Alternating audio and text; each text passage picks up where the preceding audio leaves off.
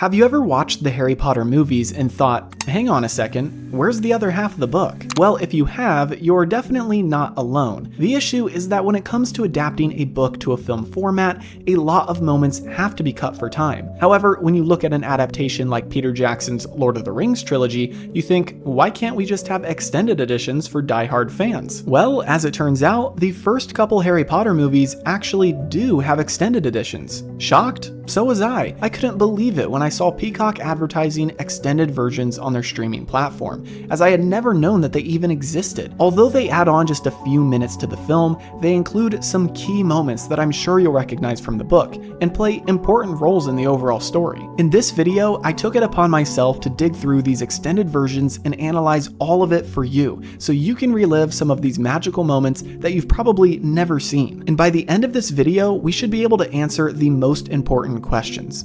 Do these extended scenes do the book justice, or were they unnecessary fluff that justly got cut from the film? My name is Gibby, and welcome to the first bonus episode of Season 1 for my series, Movies vs. Manuscripts Harry Potter Edition. I know that was a mouthful, but if you're totally unfamiliar with my channel, the MVM series is where I nerd out and find all the differences between the original books and their film adaptations. I have one for Harry Potter and one for Lord of the Rings, so if you're interested in going chapter by chapter and scene by scene with me through all the books and movies, check out those playlists. The reason we've got a bonus episode today is because I just finished the Philosopher's / Sorcerer's Stone book and movie last week, and I was about to start research for the Chamber of Secrets when I realized that I hadn't covered the extended version of the first movie. I cover the extended cuts of The Lord of the Rings because pretty much everyone has seen those, at least if you're a real fan you definitely should if you haven't already. But when it comes to Harry Potter, these extended versions have been gatekept for years. Just for a little background, according to anything I could find on the internet, only the first two movies have actual extended versions. They were only released in special DVD sets or aired on specific TV specials throughout the years, and weren't very accessible until recently when Peacock got them for their streaming platform. However, I do need to clarify something. Peacock will advertise extended versions on all of the movies. This is incorrect. Like I said, technically, only the Sorcerer's Stone and the Chamber of Secrets have legit extended editions. But what Peacock did is they went back through deleted scenes and essentially made fan edits of movies 3 through 8. They aren't certified extended editions, just Frankenstein cuts using deleted footage that Peacock has licensing to. Anyway, today we're going to cover the legitimate extended scenes in the Sorcerer's Stone as sort of a finale celebration for the first season of Movies vs. Manuscripts. The format for today is pretty simple. I'll summarize the extended scene and show you as much as I can without getting a copyright strike, and then I'll break it down and compare the book to that scene. In total, there are 7 extended scenes that I could find, but if you noticed anything I missed, as always, drop a comment down below. So without further ado, let's jump into the first scene. Starting off pretty early in the movie, our first extended cut brings us to the Dursleys.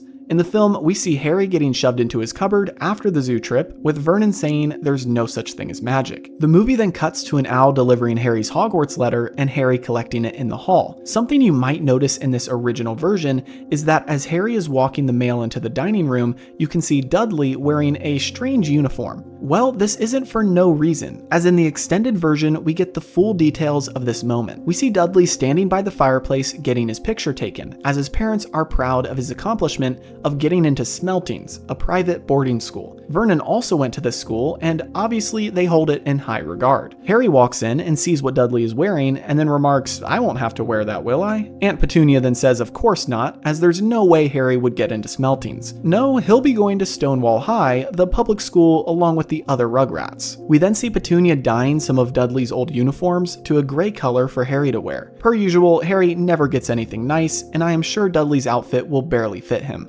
After a similar remark from Harry about how the uniform will fit him like an elephant skin, Petunia tells him to go get the post, and that is where our theatrical cut picks up from. This additional moment in the movie might be small, but it is almost completely book accurate. In the book, as you might recall from one of my early episodes in the series, it describes this exact event. Harry seeing Dudley in his uniform, plus Petunia dyeing Dudley's old uniform for Harry. Even Harry's inner dialogue and remarks to the Dursleys are exactly the same. The biggest change is that in the book, Petunia took Dudley out to get his uniform one day, and Harry stayed with Mrs. Fig. That evening, Dudley paraded around the house in his uniform and Harry held back his laughter. Then the next morning is when Petunia dyed the old uniform and they make Harry get the mail. So other than that time being condensed to all happen in one morning, this extended scene is pretty accurate. Now, is it necessary? Perhaps not, but it does shed more light on the Dursleys, who seriously get neglected in the first film. The Dursleys take up the first couple chapters of almost every Harry Potter book, and they're critical to the story. So to cut their character development short is a bit sad, and I don't mind the extra minutes of them in the movie. Now that we've got one scene down, let's move on to extended scene number 2.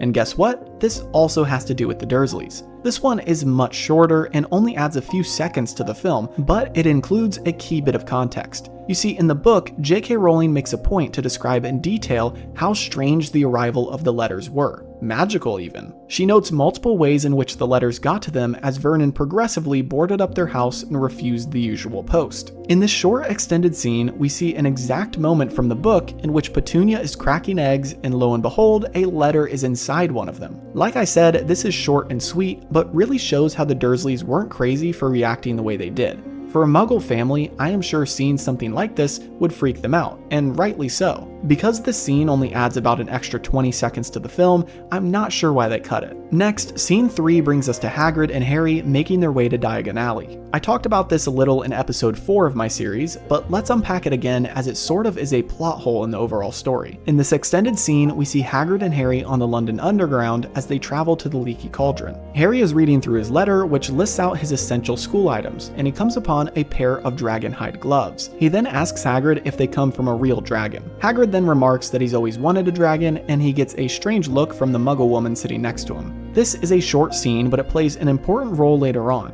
As Harry, Ron, and Hermione are heading back from being at Hagrid's hut and witnessing the hatching of Norbert, Harry tells the others that Hagrid told him he's always wanted a dragon. In the theatrical version of the movie, our imagination just fills in this gap.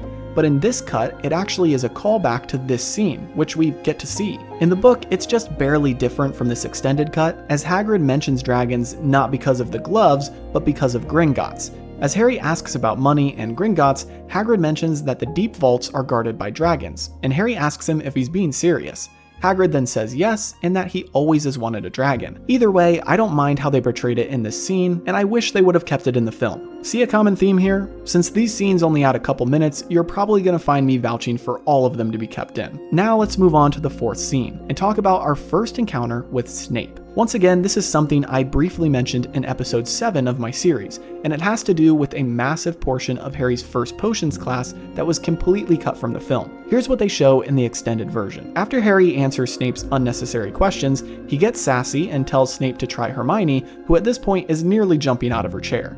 The class laughs at Harry's snark, but Snape walks over to him and sits down. He then proceeds to tell Harry the answers to each of the questions he asked, then tells the whole class that they should be writing this down. As the class hurriedly starts taking notes, Snape walks back to his desk and then takes a point from Gryffindor for Harry's cheek. Now this extended scene is great, and surprise, I wish they would have kept it. However, this is still an abbreviated version of the book. In the book, we learn that after this interaction, Neville messes up his potion and burns himself horribly. Plus, as his potion grows and fills the classroom, everyone has to avoid it. And guess what? Snape blames Harry for this, even though Harry wasn't partnered with Neville. Snape claims that Harry caused Neville to mess up so that he could look better. Snape then deducts more points from Gryffindor as Neville is taken to the hospital wing. Do I wish we would have seen this whole interaction? Well, yeah, but I get for time reasons they probably couldn't have done the whole thing. Plus, the first film really skimped on special effects and probably didn't want to do the potion overflowing thing. Regardless, I think this extended scene is the perfect amount from the book to build out our characters even more. Alright, on to our 5th scene, which once again is only a few short seconds. Right after Hermione nearly dies by Troll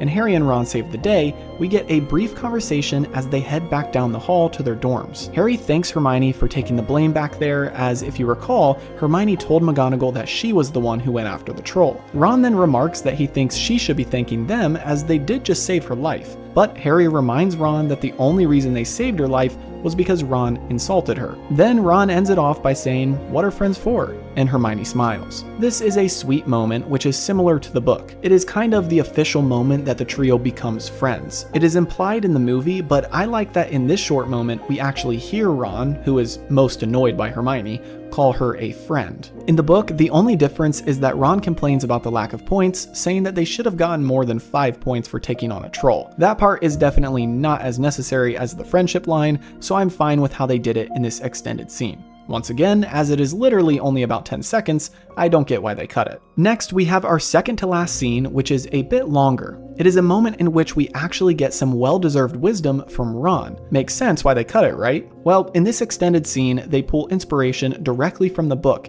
as Ron tells Harry to not go back to the Mirror of Erised. As Harry is pouting, Ron asks him if he'd like to go play chess or visit Hagrid, and Harry isn't interested. Ron then says that he knows what Harry is thinking, and that it isn't a good idea to go back to the mirror. Ron tells him that he thinks something isn't right with it, but Harry isn't listening. As we know from the regular cut, Harry does indeed go back, and then Dumbledore tells him to stay away from the mirror. I guess they thought this advice was redundant, but in the book it helps build out Ron as more than an idiot. He recognized the flaw in the mirror even though he saw it himself and was tempted by it. I wish they would have kept this moment, as once again it is pretty short, but it helps give credibility to one of our main characters. Finally, we come upon our last extended scene, which, oh boy, might be the most important one. Do you remember my episode on the library scene? How it essentially was a 2-minute scene that summarized an entire chapter? Well, if you're like me, you were shocked at how much the movie cut. But in this extended scene, it nearly solves this entire issue. Here's what happens. As the students are studying in the Great Hall, Hermione remarks to Ron that he should be studying, because he is just playing with his chocolate frog trading cards. He says that he knows the answers and tells Hermione to quiz him. She asks him what the 3 essential ingredients in a forgetfulness potion are, and of course, he says he forgot. He then remarks that he'll just copy off Hermione, but she tells him that that's not possible, as they'll be given special anti-cheating quills. Ron then says it's as if they don't trust them, and then slams down another Dumbledore trading card on the table. At that moment, Neville comes hopping into the hall with his legs locked together. Ron tells him that he needs to start standing up to people, but Neville says that he can barely stand as it is. Seamus, who is nearby, gets up and is about to perform the counter curse to free Neville, but Neville tells him not to do it as he doesn't want his kneecap set on fire. Seamus then gets upset and tells him that he doesn't appreciate the insinuation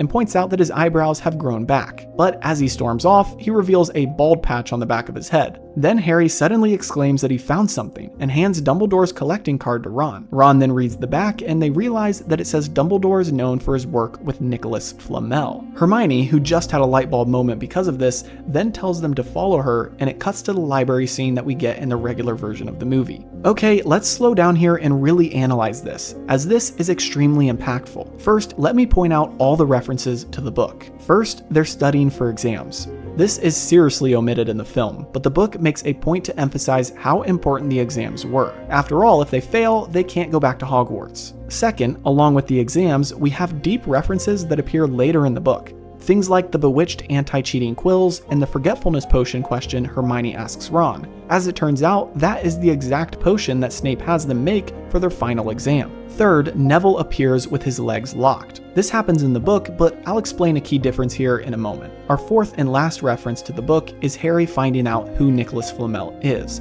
In the movie, they give the credit to Hermione, but in the book, the credit is clearly Harry's, and this scene does him justice. Now let me point to all the differences, because this extended scene still changed quite a few things. So here's a quick lightning round. 1. This actually happens all in the Gryffindor common room, not in the Great Hall. 2. In the book, we learn that Draco was the one who put the leg-locking curse on Neville, and Seamus isn't present, nor does he try to do the counter curse. In the book, Hermione quickly does the counter curse to free Neville, and then Harry tells Neville that he's worth 12 of Malfoy, which gives him the confidence later to get into a fistfight with Draco. That's a whole other story though, so if you want the full explanation, check out episode 12 of this series. Third, Ron isn't looking through chocolate frog cards, but rather Harry gives his last chocolate frog from Christmas to Neville to cheer him up. After Neville eats it, he gives the card back to Harry because Harry collects them. Harry then sees it's another Dumbledore card, but still reads it and figures out the answer to their Flamel problem. And fourth, these moments don't all happen at the same time, as this was just their way of fitting multiple book references into one short scene. That being said, I think this scene is perfect for the film. They fit multiple references in, build out characters, and provide a logical segue to the library scene in which they read about Flamel, without taking credit from Harry. It's crazy to me that they filmed this scene but decided to cut it. If I had to guess, they probably cut it because of Seamus's involvement. You see, I can't play it here, but the actor who plays Seamus kind of butchered the line and doesn't sound too great. Plus, his walking away with a bald spot on the back of his head is kind of cheap slapstick comedy. But I wish they would have cut that and kept all the other parts from this scene. Anyway, that was scene 7, which means that we have officially covered every extended edition scene in the Philosopher's / Sorcerer's Stone movie. Let me know in the comments below if I missed anything, as well as if you think they should have included these scenes in the theatrical version. Thanks for watching, and if you're new here, you can check out the series playlist to binge watch the entirety of season 1 of the series, in which I cover all the differences between the Philosopher's Stone book and movie. Next week, we'll officially start the Chamber of Secrets, so have a great week, and I'll see you in the next episode.